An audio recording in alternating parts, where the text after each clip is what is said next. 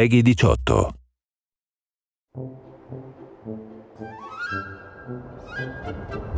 Our fans really want to be a raider. We see the feedback, we see the amazing cosplay our fans do, so we really wanted to provide them something that they really want, and we think that they're really going to enjoy it. When you enter Nuka-World, there's a sort of settlement where the raiders are, but they don't have the whole park. So there's all these other lands occupied by different monsters and enemies that you have to go in and take for the raiders, take for your gangs, and conquer, and then move your gangs into so that you can have the whole park for your raider territory.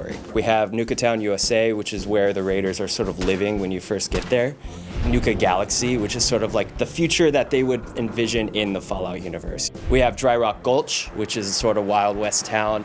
We have Safari Adventure, which is like the zoo. The bottling plant, which is called the World of Refreshment, is sort of like a tour of the bottling plant. We also have Kitty Kingdom, which is where all the kitty rides are. When you arrive there, you're put into position of being what we call the overboss, which is sort of the ruler of all these gangs. We're giving players the chance to sort of be the bad guy, to sort of be the guy raiding through the Commonwealth and taking what they want. We don't necessarily make you the absolute most evil raider. You can actually be we jokingly call a kind-hearted raider, if there is such a thing. People hear raider, they think you're going to do wholesale slaughter.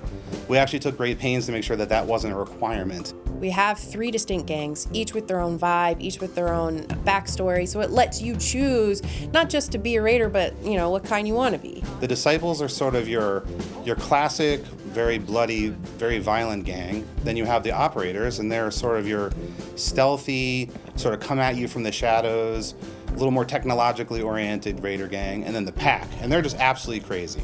We had one of our concept artists go through and develop a lot of the different armor. The ones who are more bloodthirsty have more violent shapes and more rough edges, and the ones who are more clean cut and efficient have a more stylized look. So in the end, your overboss should look totally different than someone playing down the street from you. We do have a nice new gun set in there that still has a raider vibe, the handmade assault rifle. Then on top of that, we have really fun new weapons like the paddle ball, which has a whole bunch of different attachment or mods that you can add. Spikes, you can have shocks, fire, and you can eventually use the weaponized Nuka-Cola to make it sort of like a nitroglycerin paddle ball and pop people's heads. Then we have the acid soaker, where you just hose people down with this toxic acid that melts them. The Thirst Zapper, which is the weapon that you saw in the Nuka Girls pinup posters, that you get early on in the add-on. You can mod that as you discover the secrets of how they've weaponized Nuka-Cola and turn that into a really devastating weapon. I'd say that this is a great capper on the whole experience in Fallout 4.